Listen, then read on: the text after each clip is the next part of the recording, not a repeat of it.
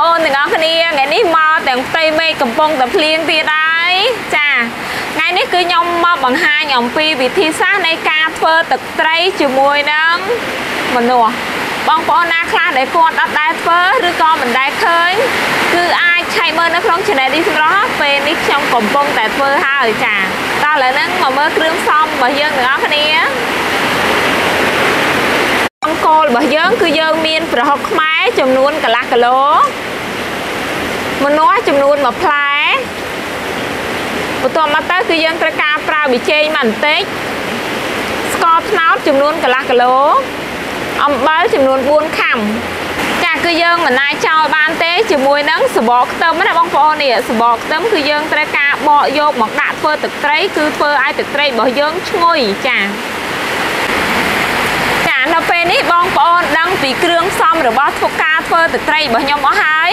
តោះឥឡូវហ្នឹងបងប្អូនកុំចាំយូរមកមើលវិធីធ្វើម្ដងណាជាដំបូងផងដែរគឺខ្ញុំចាប់ផ្ដើមរៀបចំកាត់ម្នាស់របស់យើងជាមុនសិនសម្រាប់ម្នាស់គឺខ្ញុំកាត់ខាងក្បាលកាត់ខាងកន្ទុយចេញ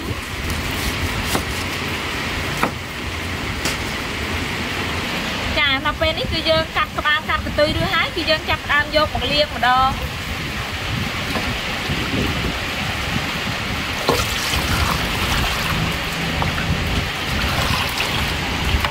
ដល់ពេលដែលយើងលាងផងដែរគឺយើងត្រូវការលាងសម្អាតវាឲ្យបានស្អាតណាបងប្អូនគឺយើងខ្លាចជាប់អានៅតាមផ្នែកខាងគៀនអញ្ចឹងទៅច្អូវាអញ្ចឹងណាគឺយើងត្រូវការលាងឲ្យបានស្អាតរបៀបហ្នឹងហើយយើងលាងនឹងទឹកហូរអញ្ចឹងខ្លះទៅដើម្បីវាហូរជាតិដីជាតិអីចេញអស់អញ្ចឹងណា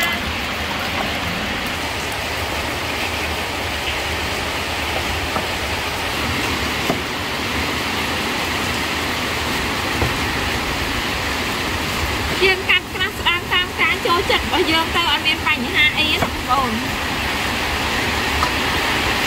យើងមិនចាំបាច់បកសបកចេញអីទេបន្តមកទៀតគឺខ្ញុំកាត់វាជាកង់ប៉ុណ្ណឹងមកដើម្បីងាយស្រួលក្នុងការលម្ងាស់ចាបន្តមកទៀតគឺយើងយកមកដាក់វាម្លែងអញ្ចឹងមក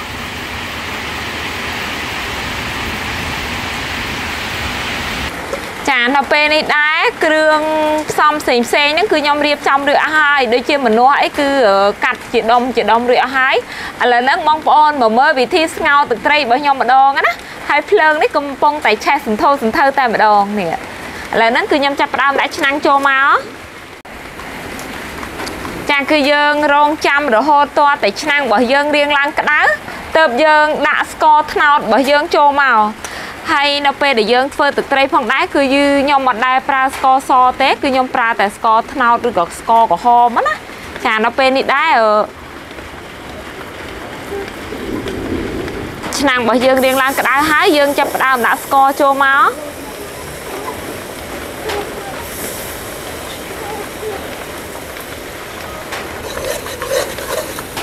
ចាដល់ពេលដែលយើងដាក់ហើយគឺយើងចាំបាច់ត្រូវតែអាសាកូរណាព្រោះយ៉ាងថាបើសិនជាយើងអត់កូរទេ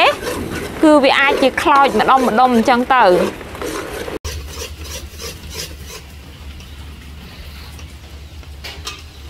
ចាស្ករហ្នឹងលក្ខណៈថារៀងឡើងរាវហើយក៏ប៉ុន្តែវាអត់ទាន់ក្រហមណា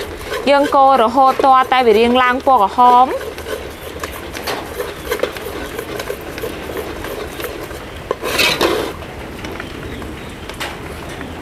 ចាដល់ពេលនេះស្កររបស់យើងលក្ខណៈថារៀងឡើងពណ៌ក្រហមហើយពុះល្អមែនតើណាដល់ពេលដែលឡើងពណ៌ប៉ុណ្ណឹងហើយគឺខ្ញុំចាប់ផ្ដើមដាក់នេះសបកខ្ទឹមសរបស់ខ្ញុំហ្នឹងដាក់ចូលមកហើយយើងបន្តការកូររបៀបហ្នឹងទៀតណាដល់ពេលដែលយើងដាក់សបកខ្ទឹមសគឺធ្វើឲ្យទឹកត្រីរបស់យើងឈ្ងុយហើយក្បួនហ្នឹងផងដែរគឺក្បួនបុរាណតពីដូនតាមកបងប្អូនព្រោះថាម៉ែខ្ញុំយាយអីគាត់ឮគាត់ថាយាយគាត់បរៀនគាត់ធ្វើរបៀបហ្នឹងអញ្ចឹងណាដល់ពេលគាត់ប្រាប់ខ្ញុំទៅពេលអញ្ចឹងគឺខ្ញុំសាកល្បងធ្វើទៅកើតឆ្ងាញ់ចាក្នុងចំណុចហ្នឹងក្រហមល្អហើយខ្ញុំយកពណ៌ប៉ុណ្ណឹងណាចាគឺខ្ញុំចាប់ផ្ដើមដាក់ប្រហុកខ្មែររបស់យើងចូលមកនេះគឺយើងដាក់ចូលមក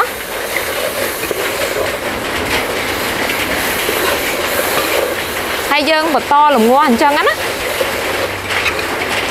ឈ្ងុយមែនតើដល់ពេលយើងដាក់ប្រហុកភ្លាមគឺឈ្ងុយឡើងណាបងប្អូនគឺឈ្ងុយប្រហុកឈ្ងុយអញ្ចឹងចានៅក្នុងចំណុចហ្នឹងដែរគឺយើងត្រូវការក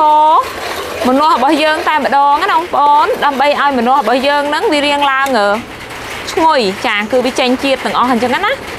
ចាយើងដាក់ចូលមកហើយយើងបន្តការកូររបៀបហ្នឹងទៀត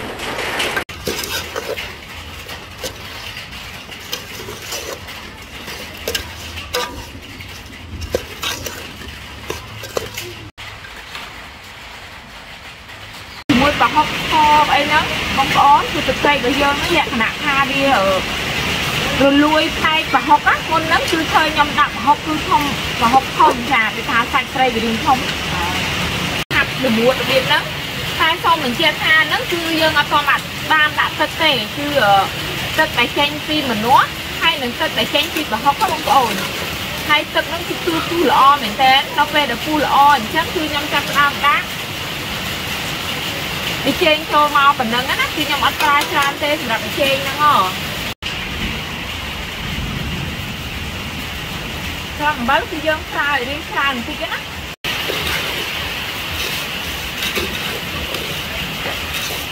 ចានៅពេលនេះគឺយើងចាប់ផ្ដើមដាក់ទឹកចូលមកតែម្ដង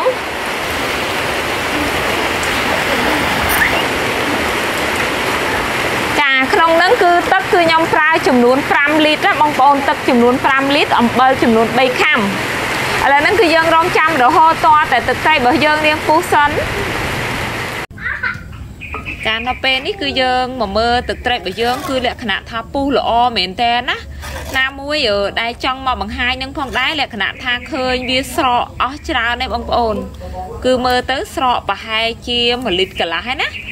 ចានៅពេលដែលស្រកលងាស់ខាសអស់ប្រហែលជា1លីត្រកន្លះគឺយើងចាប់ផ្ដើមស្រង់តែម្ដងស្រង់ផ្នែកកាកណាបងប្អូនគឺយើងស្រង់ផ្នែកកាកហ្នឹង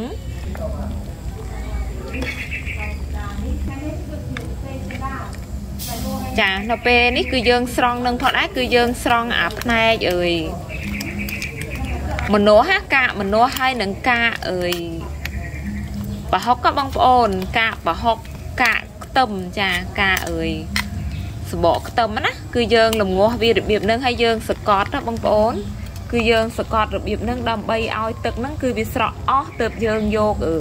កាកហ្នឹងចេញណានេះឃើញទេបងប្អូនគឺយើងមើលក្នុងចំណុចហ្នឹងឲ្យបានច្បាស់ណាគឺយើងអត់មែនស្រង់ព្រាមចោលព្រាមគឺស្ដាយទឹកត្រីបងប្អូនឯណាមួយអានៅក្នុងហ្នឹងគឺទឹកហ្នឹងគឺវាឈ្ងុយណាចានេះ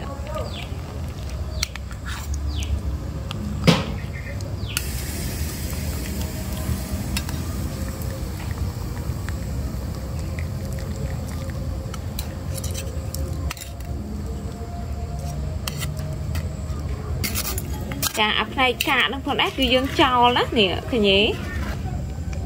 ចាគឺយើងស្រង់ទៀតមកយើងស្រង់ទាល់តែអស់ឆ្អឹងណាអស់ឆ្អឹងប្រហុកអស់ឆ្អឹងចាគឺយើងស្រង់ឲ្យអស់កាក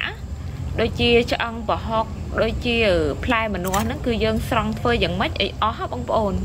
ហើយនឹងសបកខ្ទឹមអីហ្នឹងគឺយើងស្រង់ឲ្យអស់មកហើយយើងទុកលំងាស់តែផ្នែកទឹកណា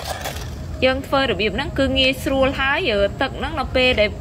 យើងទុកឲ្យរៀងពុះរៀងយូរបន្តិចទៀតគឺទឹកហ្នឹងគឺវាអត់ផ្អូមទេទឹកត្រីរបស់យើងនៅពេលដែលកើតយើងត្រង់ហើយគឺលក្ខណៈថាឈ្ងុយហើយយើងទុកបានយូរចានេះគឺដែលយើងទឹកត្រីដែលយើងត្រង់រួចរាល់ហើយអត់មានត្រង់អីទេគឺយើងស្រង់បងប្អូននិយាយខុសគឺយើងស្រង់មុនហ្នឹងគឺយើងស្រង់ផ្នែកកាកចេញហើយយើងបន្តលំងាស់ទៀតណាអត់មានថាប៉ុណ្្នឹងយកទៅត្រង់អត់ទេគឺយើងលំងាស់បន្តទៀតចានៅពេលដែលយើងស្រង់កាកប្រហុកហើយនឹងស្លឹកខ្ទឹមណាចាមិនមែនស្លឹកខ្ទឹមទេគឺសបកខ្ទឹមចាហើយនឹងម្នាស់ហ្នឹងគឺយើងស្រង់រួចហើយគឺយើងត្រូវការរំងាស់វាឲ្យរៀងយូរបន្តិចណាចាឥឡូវហ្នឹងគឺ20នាទីហើយយើងក៏ចាប់ផ្ដើមមកមើលចានេះគឺយើងចាប់ផ្ដើមមកមើលទឹកត្រីរបស់យើងថាវាល្មមនៅអញ្ចឹងណាចានៅពេលនេះគឺទឹកត្រីរបស់ខ្ញុំនឹងលក្ខណៈថាវាស្រកប្រហែលជា7-2លីត្រចាយើងស្ងោរទឹកគឺចំនួន5លីត្រណាជាដំបូងគឺយើងដាក់ទឹកចំនួន5លីត្របន្ទាប់មកទៅគឺយើងស្ងោររងាស់រហូតតែទឹកត្រីរបស់យើងនឹងនៅសល់ប្រហែលជា3លីត្រចា 3 lít លើសតិចតួចបានតែអត់លើសអត់ច្រើនអត់បានទេបើសិនជាចំនួន3 លីត្រគត់ក៏កាន់តែល្អដែរចានៅពេលនេះគឺយើងល្មមលើកចុះហើយ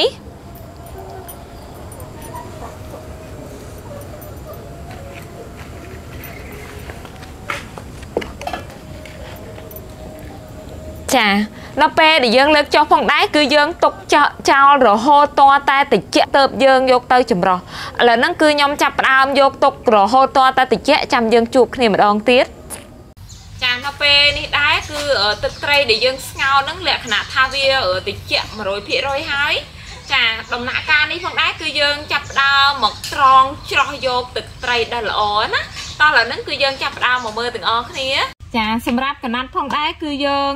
យកកណាត់ស្អាតណាបងប្អូនយើងបោកឲ្យស្អាតទិញមកគឺយើងបោកសម្អាតឲ្យបានស្អាតយើងលាងថ្ងៃបោកឲ្យច្រើនទឹកតែយើងកុំឲ្យដាក់សាប៊ូយើងបោកឲ្យស្អាតចឹងទៅហើយយើងទ្រាប់វាជា3ឬក៏ជា4អញ្ចឹងតាចាសម្រាប់ខ្ញុំគឺខ្ញុំមើលទ្រាប់វាជា3នេះជា3អញ្ចឹងណាចាក្នុងដំណាក់កាលហ្នឹងគឺខ្ញុំបត់ជា3ហើយគឺខ្ញុំចាប់ដើមចងវារបៀបនេះបត់វាគួបចឹង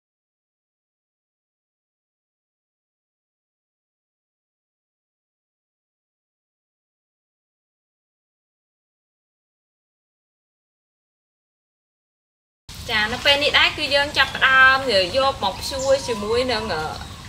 បើយើងនៅមានស្អីក៏បានដែរបងប្អូនឲ្យតែយើងចងបានណាឬមួយយើងនៅក្រោមដើមឈើចងនឹងមេឃឈើក៏បានដែរតែសម្រាប់ខ្ញុំគឺខ្ញុំមាននេះប៉ុណ្ណឹងហើយយកកាត់យកកូនងាបងប្អូនតែពេលនេះគឺយើងត្រូវការធ្វើថ្នាក់របៀបនេះ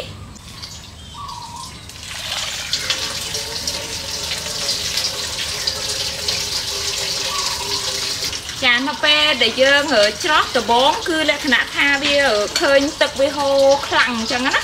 គឺយើងអត់ទាន់យកទេគឺយើងរងចាំរហូតទាល់តែវាតក់តិចខ្លាតែម្ដងណាទៅយើងយកហើយដំណាក់កាលទី1នេះគឺយើង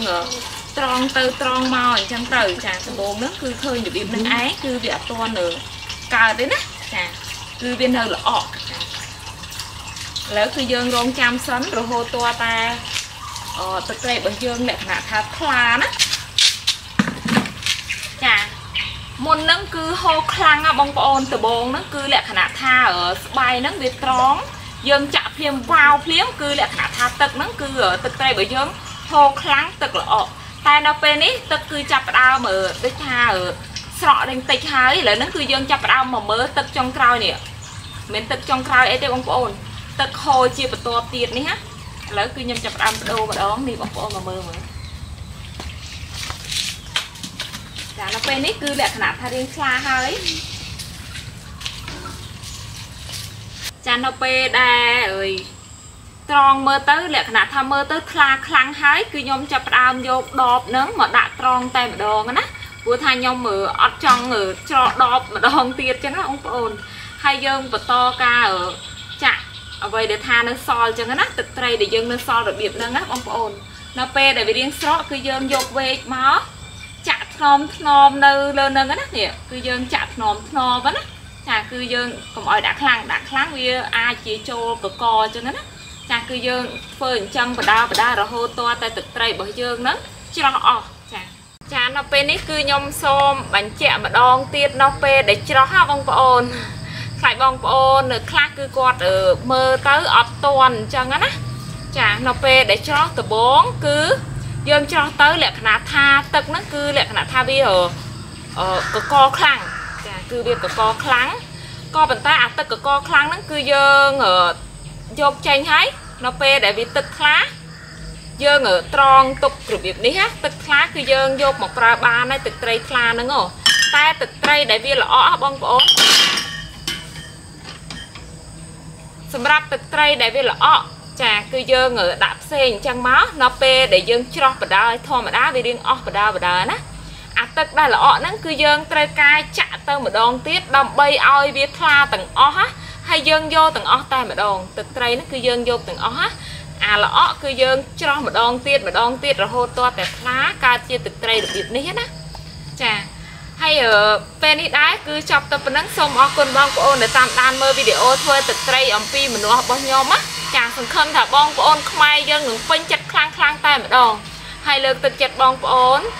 xa là bong phớ tịch tray vì xa để luôn ái hay lược tịch chặt ở khmen khmen cứ quạt đăng pi vị thi phớ hay được xa là bong phớ đá con rượu lia bye bye